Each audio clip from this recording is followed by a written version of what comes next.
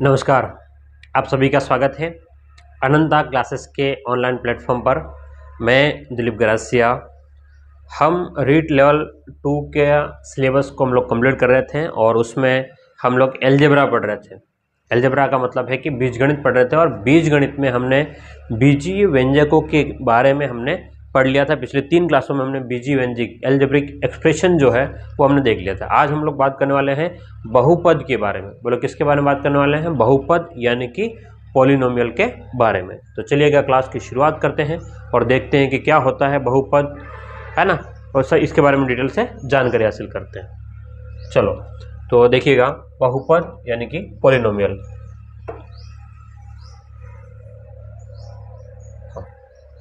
अगर हम लोग बहुपद की बात करें कि भाई बहुपद होता क्या है, तो एक सिंपल सी भाषा में कहें, हम लोग अगर सरल भाषा में कहना चाहें तो बहुपद का मतलब क्या हो गया? तो बहु का मतलब हो गया बहुत सारे और पद का मतलब पद होगा।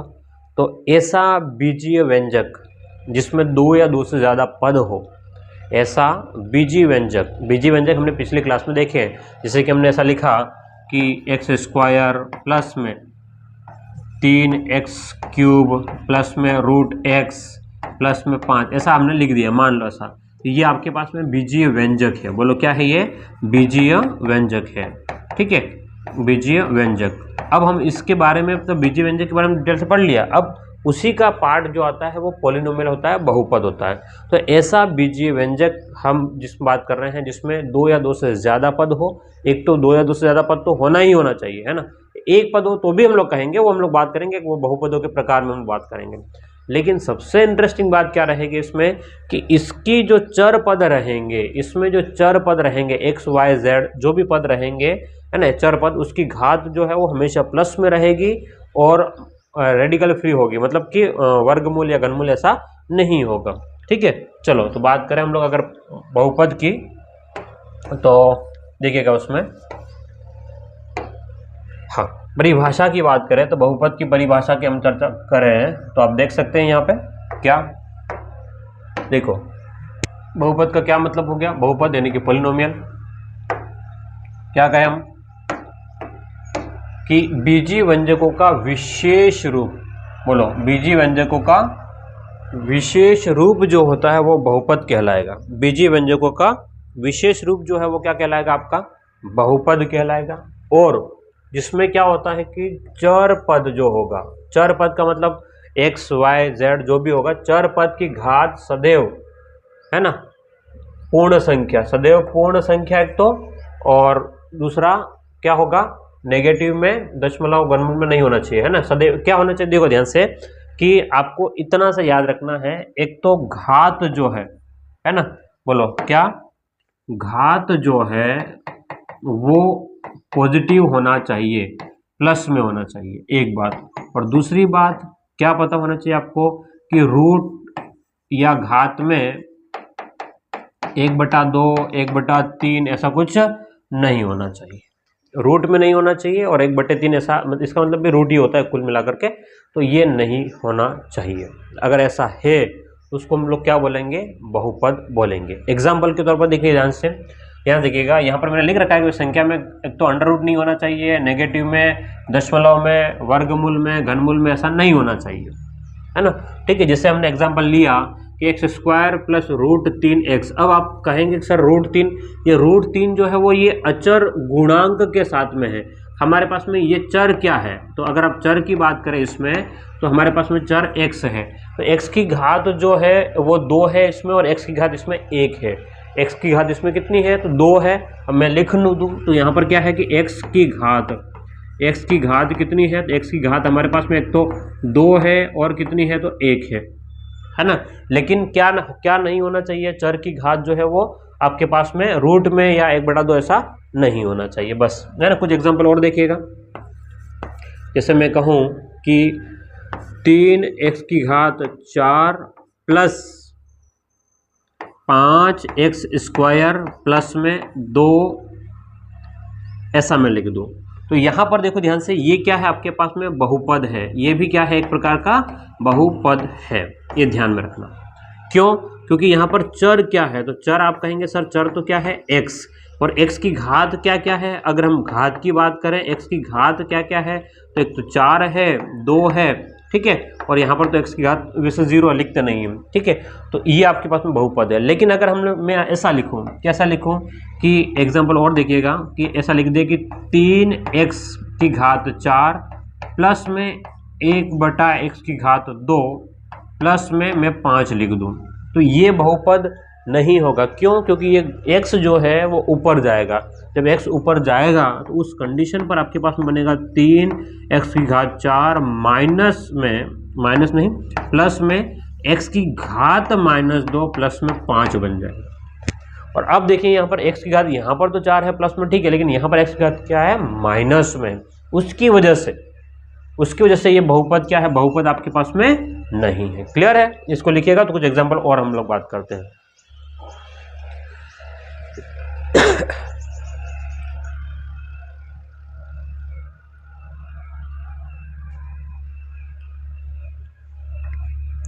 हाँ, और बात करें तो पिन कहां से आ रहा है,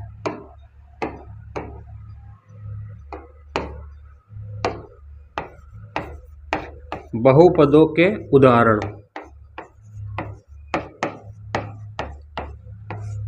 बात को समझिएगा, अगर हम बहुपदों के उदाहरण की बात करें तो कुछ उदाहरण देखिएगा। जैसे मान लो मैं लिखूं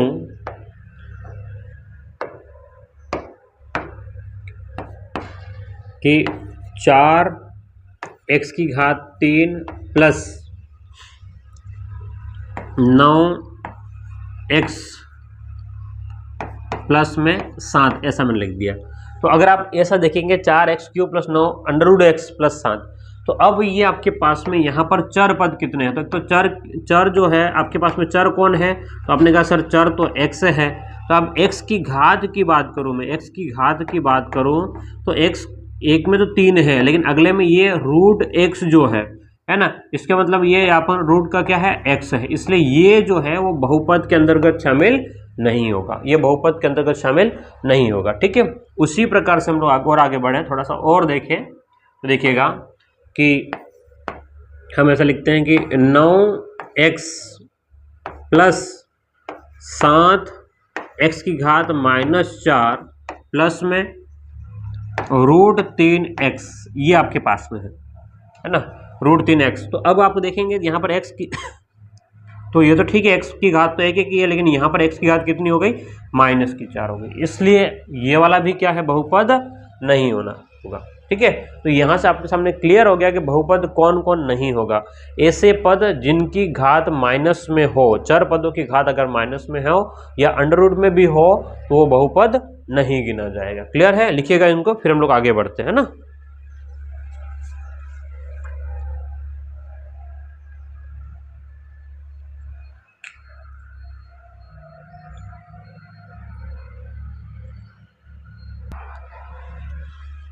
चलो आगे बढ़े और बात करते हैं।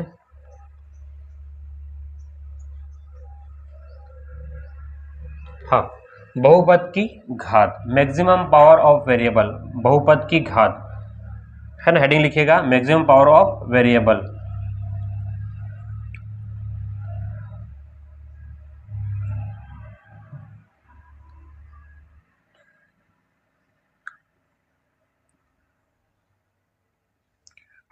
चलिएगा, हम बात कर रहे हैं बहुपद की घात की।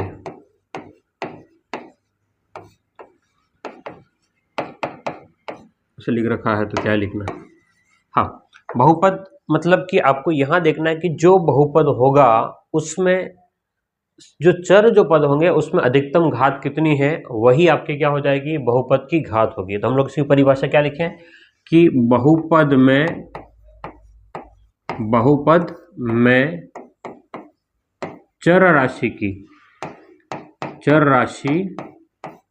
की अधिकतम घात, चर राशि की अधिकतम घात, चर राशि की अधिकतम घात बहुपद की घात कहलाती है। चर राशि की अधिकतम घात है वो वही क्या कहलाएगी, बहुपद की घात कहलाती है। जैसे आपके पास में पहला प्रश्न आप देखेंगे ध्यान से कि x की घात 5 प्लस में 7x प्लस 8 है ना, ठीक है। तो इसमें घात कितनी है, तो यहाँ पर अधिकतम घात कितनी है 5, तो बहुपद की घात भी क्या हो जाएगी 5 हो जाएगी, बहुपद की घात भी कितनी हो जाएगी 5 हो जाएगी। यहाँ पर जैसे कि इस वाले प्रश्न में 3x स्क्वायर है ना, 3x square plus 9x square plus में 3 है, 3x स्क्वायर प्लस में 9x स्क्वायर प्लस में 3, तो x जो चर राशि उसमें अधिकतम घात कितनी है 3, तो बहुपद की घात कितनी हो जाएगी, तो बहुपद की घात जो है वो कितनी हो जाएगी 3। इस वाले प्रश्न में देखेंगे 7x square y 5x y, यहाँ x और y की अधिकतम घात कितनी कितनी 1 है, दोनों को अगर जोड़ेंगे तो यहाँ पर जो एक साथ में 2 बनती है, लेकिन यहाँ पर कितनी है x स्क्वायर वाई, x की घात 2 है y की घात 1 है, तो अधिकतम घात इसकी कितनी है तो 3 है। अगर अभी भी समझ में नहीं आया तो कुछ और एग्जाम्पल हम लोग बात करते हैं, चलिएगा देखिएगा। जैसे मान लो हम एग्जाम्पल लेकर के बात करें, एक एग्जाम्पल ले लिया हमने कि 2x प्लस में 3 हमने ऐसा लिखा, ये बहुपद है हमारे पास में। तो अब इस बहुपद की घात कितनी है ना, बहुपद की घात कितनी है, तो अगर हम देखें तो यहाँ पर चर राशि को देखेंगे, बोलो किसको देखेंगे, चर राशि। तो चर यहाँ पर कौन है x, यहाँ पर चर कौन है x है, तो x की अधिकतम घात कितनी है, x की अधिकतम घात जो है वो 1 है, तो बहुपद की घात भी कितनी हो जाएगी 1 हो जाएगी। हम लोग और बात करें आगे, जैसे हमने लिखा कि 3x स्क्वायर प्लस में 2x प्लस 1 ऐसा लिखा, तो यहाँ पर चर कितना है, चर हमारे पास में x है, तो x की अधिकतम घात कितनी है, x की घात कितनी है, x की घात जो है वो अधिकतम घात कितनी है तो 2 है, तो यहाँ पर घात को हम लोग लिख लेंगे 2 लिख लेंगे, है ना, x की घात कितनी लिख लेंगे 2 लिख लेंगे, क्लियर है। इसी प्रकार से अगर हम आगे बढ़े और हम थोड़ा सा और आगे बढ़ करके ऐसा लिखें कि f ऑफ x है ना, फलन के रूप में भी लिखते हैं, f ऑफ x बराबर 7x स्क्वायर प्लस में 2x की घात 7 प्लस में 5x क्यूब ऐसा लिखें। तो अब हम देखें कि x जो है उसमें अधिकतम घात कितनी है, तो x की अधिकतम घात जो है वो कितनी है 7 है, तो ये बहुपद की घात कितनी हो जाएगी तो 7 हो जाएगी, क्लियर है। तो बहुपद की घात का मतलब है कि जो चर राशि होगी, बहुपद के अंतर्गत जो चर राशि होगी उसकी अधिकतम घात जो होगी वही आपकी क्या कहलाएगी, बहुपद की घात कहलाएगी। बोलो क्या कहलाएगी, बहुपद की घात कहलाएगी, ठीक है।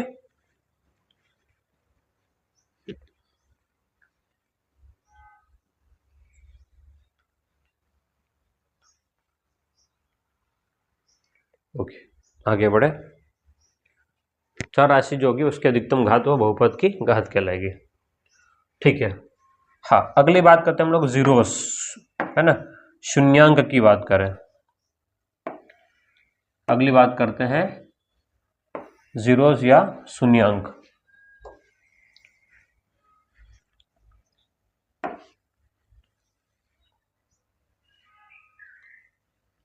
हाँ देखो, जब जीरोस की बात करें, अगर हम लोग किसकी बात करें, जीरोस की अगर बात करें, इसका मतलब होता है कि बहुपद में चरों के मान की बात कर रहे हैं। बहुपद जो होगा उसमें चर राशियों के जो मान होंगे, बहुपद जो होगा उसमें जो चर राशि है उसके जो मान है वही आपके क्या कहलाते हैं, जीरोस कहलाते हैं, बहुपदों के मान कहलाते हैं, ठीक है। बहुपदों के क्या कहलाएंगे, जीरोस, या चर जो राशि है उसके मान होते हैं। जैसे कि हम एग्जाम्पल यहाँ पर जैसे आपके पास में बहुपद के शून्य की बात करें, तो एग्जाम्पल जैसे मान लो आपको दे दिया फलन कि p ऑफ x बराबर हमें दे रखा है x प्लस 3, तो इसका शून्य क्या होगा, प्रश्न क्या है भाई, इसका शून्यक निकाल के बताओ। अब शून्यक बताना है हमको, इसका अगर शून्यक बताना है तो जो भी समीकरण गिवन है, जो भी p ऑफ x है ना, x प्लस 3 बराबर, तो x प्लस 3 के बराबर हमको रखना पड़ेगा 0, पहला x प्लस 3 के बराबर क्या रखना पड़ेगा हमको, 0 रख दिया।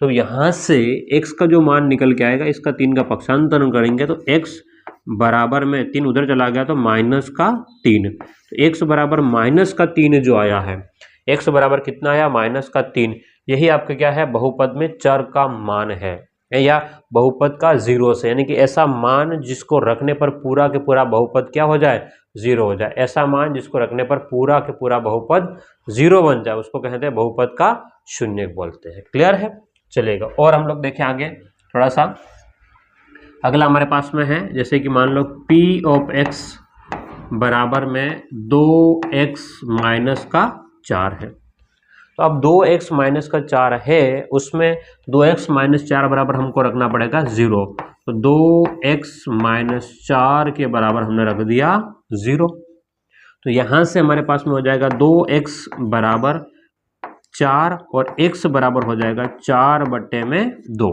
x बराबर क्या हो जाएगा इस 4 के बट्टे में 2, तो 4 में 2 का भाग लगाएंगे, तो 4 में 2 का भाग लगाएंगे तो 2 मान आ जाएगा। तो अब x का मान पहले माइनस का 3 था, अब इक्वेशन के ऊपर डिपेंड करता है, इसीलिए हम लोग उसको चर राशि बोलते हैं क्योंकि अलग अलग मान पॉसिबल है। ठीक है, आगे की बात करें। ओके, या तो कुछ भी नहीं है इस पेज पे, चलो कुछ पेज को और अपना एग्जाम्पल और ले लेते हैं। हाँ, और एग्जाम्पल की बात कर ले कि भाई और कुछ एग्जाम्पल, जैसे कि मान लो हमने लिख दिया कि x प्लस 1 है ना, f ऑफ x बराबर x प्लस 1 और x माइनस 3, ठीक है, ऐसा आपको दे रखा है। अब यहाँ पर x के दो अलग अलग मान निकलेंगे क्योंकि दो गुणनखंड है, तो कैसे निकलेंगे देखो ध्यान से कि यहाँ पर एक बार तो हम लोग करेंगे x प्लस 1 और x माइनस 3 बराबर 0 रखेंगे, x प्लस 1 और x माइनस 3 बराबर क्या रख लेंगे 0। अब अगला काम रहेगा कि या तो x प्लस 1 जो है वो 0 के बराबर है या फिर x माइनस 3 है वो 0 के बराबर है, या तो x प्लस 1 जो है वो 0 के बराबर है या x माइनस 3 है वो 0 के बराबर है। उस कंडीशन पर आपके पास में x बराबर माइनस का 1 होगा, x बराबर माइनस का 1 होगा, और इधर होगा x बराबर प्लस का 3 होगा, x बराबर कितना होगा तो प्लस का 3 होगा। ठीक है, तो ये हमने एक सॉल्व किया है क्वेश्चन को कि भाई किस प्रकार से आपके पास में बहुपद के मान निकल सकते हैं। उसी प्रकार से अगर हम लोग जाएं एक और प्रश्न की बात करें तो यहाँ पर हम लोग जैसे मान लो x square f of x बराबर ऐसा लिख लें, एफ ऑफ एक्स बराबर एक्स स्क्वायर प्लस में 3x प्लस में इधर 6 लिख दिया है ना, प्लस में हमने कितना लिख दिया 6, एक मिनट 6 की बजाय आप लोग कर लो 3 की बजाय 5x कर लो, एक्स स्क्वायर प्लस में 5x प्लस में इधर कर लिया हमने 6, तो यहाँ क्या दिया हमने भाई इसका शून्यक निकालो, हमें क्या कहा गया इसका शून्यक निकालना। अगर शून्यक निकालना है तो उस सिचुएशन में हम लोग करेंगे एक्स स्क्वायर, दो कलर कहाँ से आ जाते हैं यार,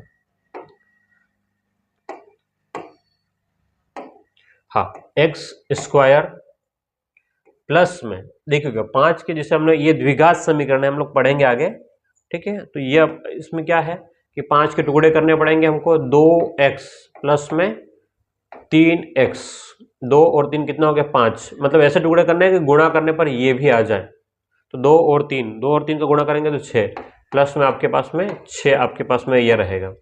अब इसके बराबर क्या रखना आपको 0, इसके बराबर क्या रखना है 0। अगर आपने 0 रख दिया तो ये दो के जोड़े रख लेंगे, इन दोनों के जोड़े कॉमन क्या आ जाएगा, x बाहर चला गया तो x प्लस में 2 प्लस में 1 नहीं 3 बाहर ले लेते हैं, तो x प्लस में 2 यहाँ पर बराबर क्या तो 0, तो x प्लस 2 के बराबर या तो 0 होगा या फिर x प्लस 3 के बराबर, एक स्टेप कम कर लेते हैं, कम नहीं बढ़ा लेते हैं, हाँ इधर से x प्लस 2 यहाँ पर भी, x प्लस 2 यहाँ पर भी, x प्लस 2 फिर से कॉमन ले लिया, अंदर रह गया हमारे पास में इधर से x और यहाँ से 3, ठीक है, बराबर 0। इसका क्या मतलब हुआ, या तो x प्लस 2 जो है वो 0 के बराबर होगा या फिर x प्लस 3 जो है वो 0 के बराबर होगा, तो x बराबर होगा माइनस का 2, x बराबर होगा माइनस का 2 और x बराबर होगा माइनस का 3, ठीक है, तो ये आपके पास में प्रश्न सॉल्व हो जाएंगे। तो इस प्रकार से हमारे पास में हम बहुपदों की क्या निकाल सकते हैं, तो शून्यक फाइंड आउट कर सकते हैं, जीरोस निकाल सकते हैं। लिखिएगा इसको फिर आगे बढ़ते हैं।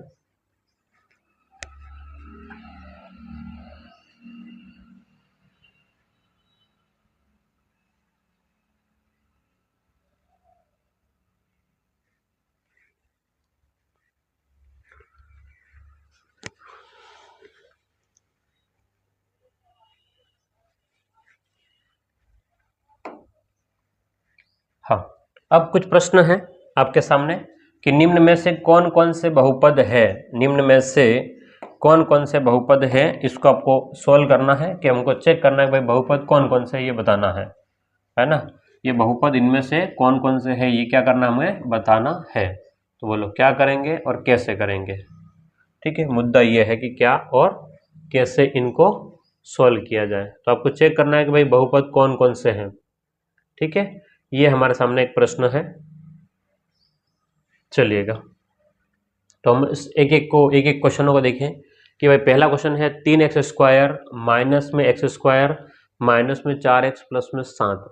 पहला जो प्रश्न दे रखा है देखना ध्यान से, x की घात कितनी है 2, यहाँ पर भी x की घात कितनी है 2 और यहाँ पर x की घात कितनी है 1। यानी कि हम नियम एक ही है कि x की घात एक तो प्लस में होना चाहिए और पूर्ण संख्या होनी चाहिए। दो ही बात याद रखना है हमें, एक तो क्या होना चाहिए प्लस में और दूसरा क्या पूर्ण संख्या। पूर्ण संख्या का मतलब है कि रूट में नहीं चाहिए, पॉइंट में नहीं चाहिए, है ना। x की घात चर राशि की, तो इसका मतलब क्या हो जाएगा आपका पहला जो है ना, पहला जो है वो आपके पास में बहुपद है। क्यों है, क्योंकि भाई x की जो घात है, x की जो घात है, बात समझना, x की घात जो है वो प्लस में भी है और पूर्ण संख्या भी है।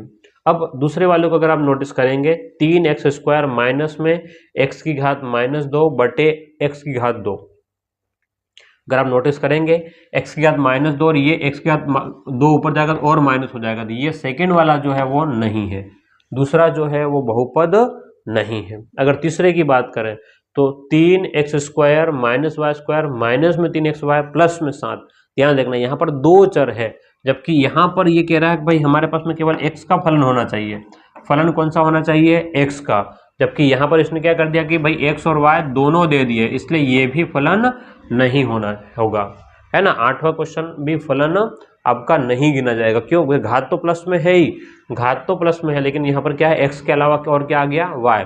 अगर y देना था तो यहाँ पर x और y दोनों लिखने थे। कहने का मतलब ये है कि अगर ये ऐसा लिखता,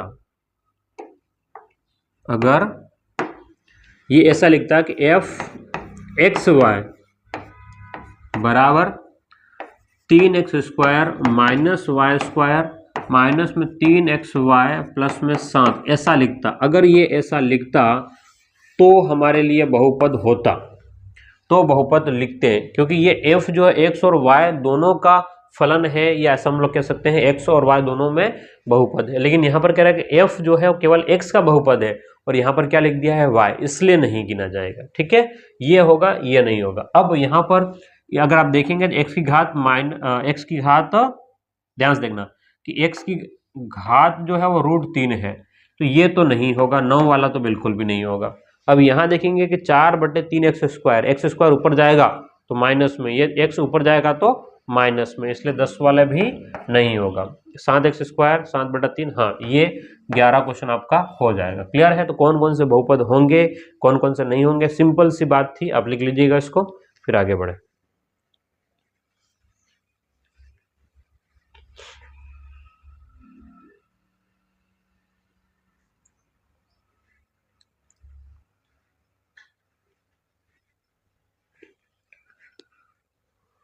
हाँ, डिग्री ऑफ पॉलिनोमियल, बहुपद की घात, पहले भी तो क्वेश्चन किए थे अपन बहुपद की घात। तो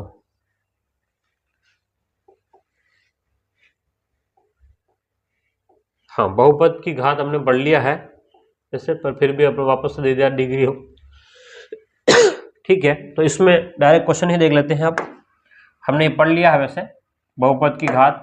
इसमें क्या देखो ध्यान से कि भाई चर राशि की अधिकतम जो घात होती है वही आपकी क्या कहलाएगी, बहुपद की घात कहलाएगी। चर जो राशि होगी उसकी अधिकतम घात जो है वही आपके बहुपद की भी घात कहलाएगी। चर राशि की अधिकतम जो घात है वही क्या कहलाएगी, आपके बहुपद की घात कहलाएगी। ये बात को आपको ध्यान में रखना है। ठीक है, तो यहाँ पर अगर हम देखें तो 4x³, यहाँ पर क्या है 4x³, तो घात कितनी हो गई, बहुपद की घात कितनी हो गई, तो 3। यहाँ पर इस वाले में बहुपद की घात कितनी हो जाएगी, इस वाले में बहुपद की घात हो जाएगी 2।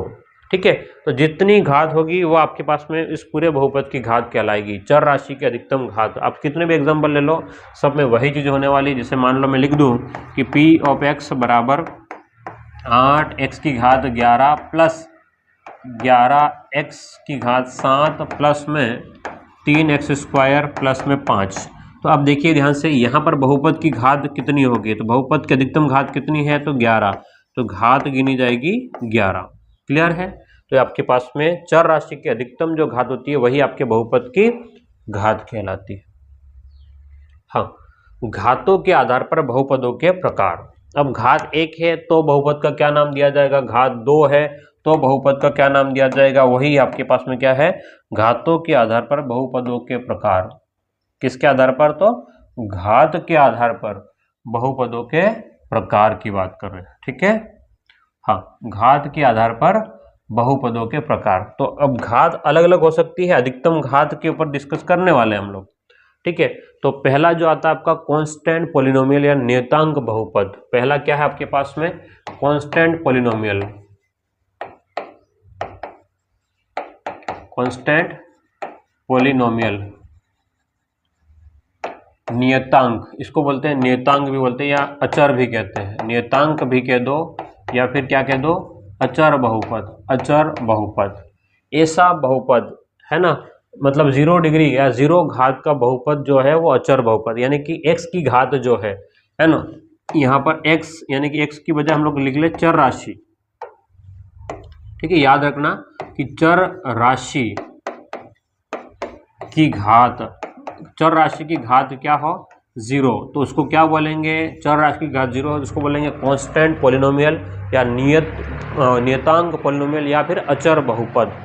ठीक है, चर राशि की घात क्या होगी, 0। जैसे यहाँ पर देखो, या तो अचर राशि हो जाए या फिर चर राशि जो रहेगी उसकी घात 0। यहाँ से f(x) बराबर 2 है, f(x) बराबर कितना है, 2, तो यहाँ पर अचर ही है सीधा, तो ये आपके पास में नियत हो गया।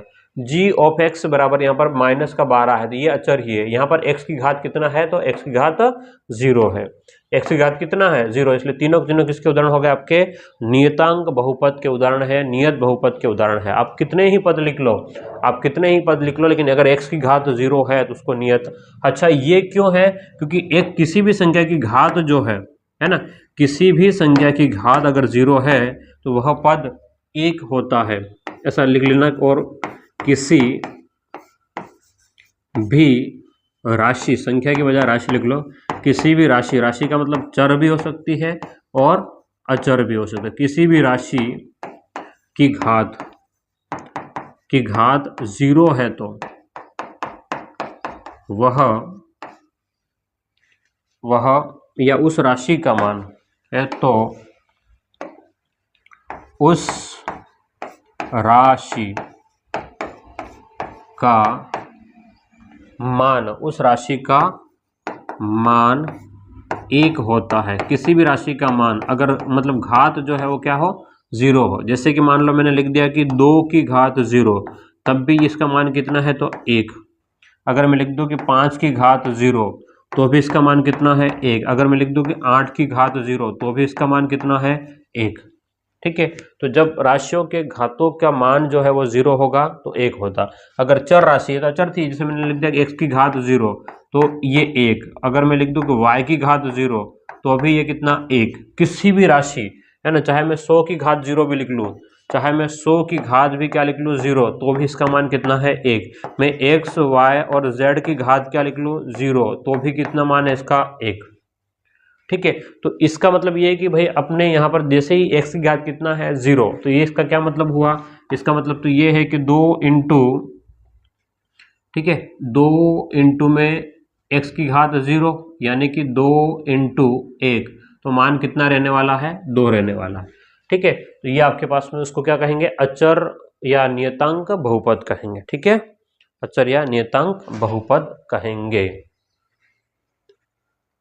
ठीक है,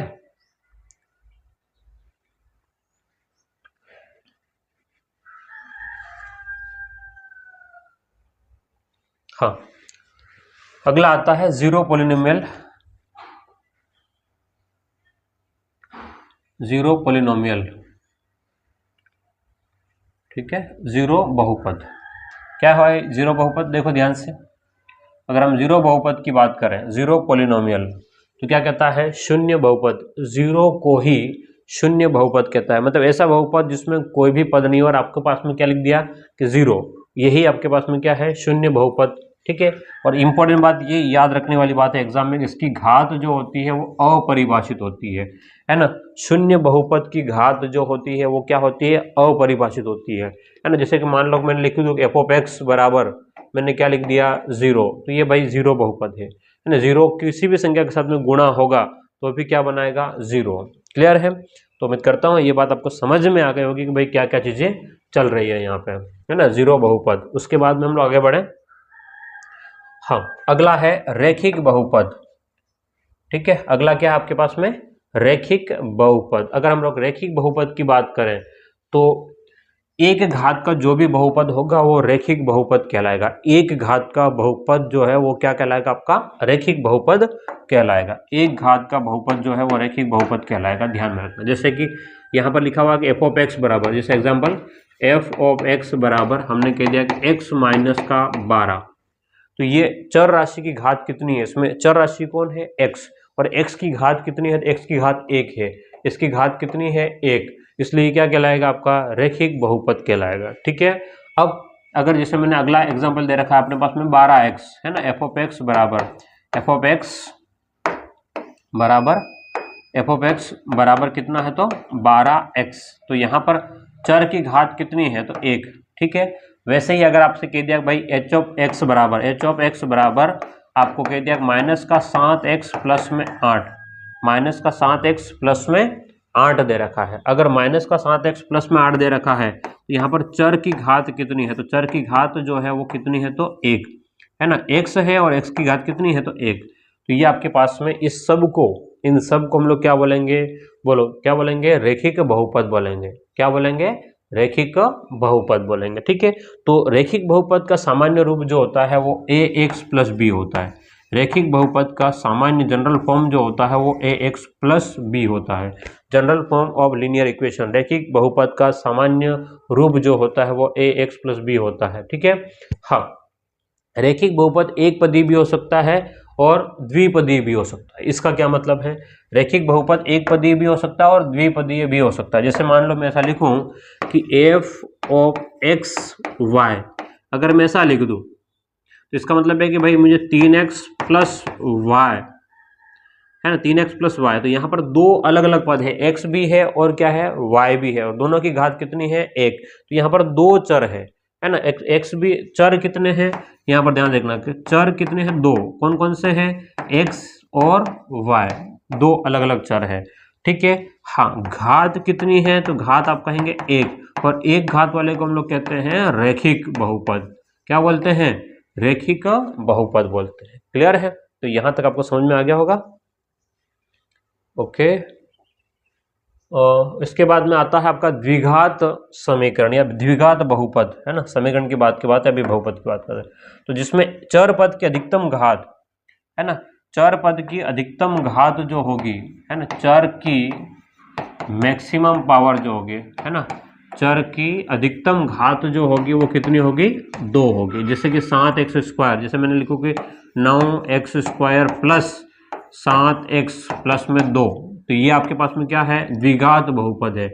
इसको क्वाड्रेटिक को क्या बोलते हैं, द्विघात बहुपद।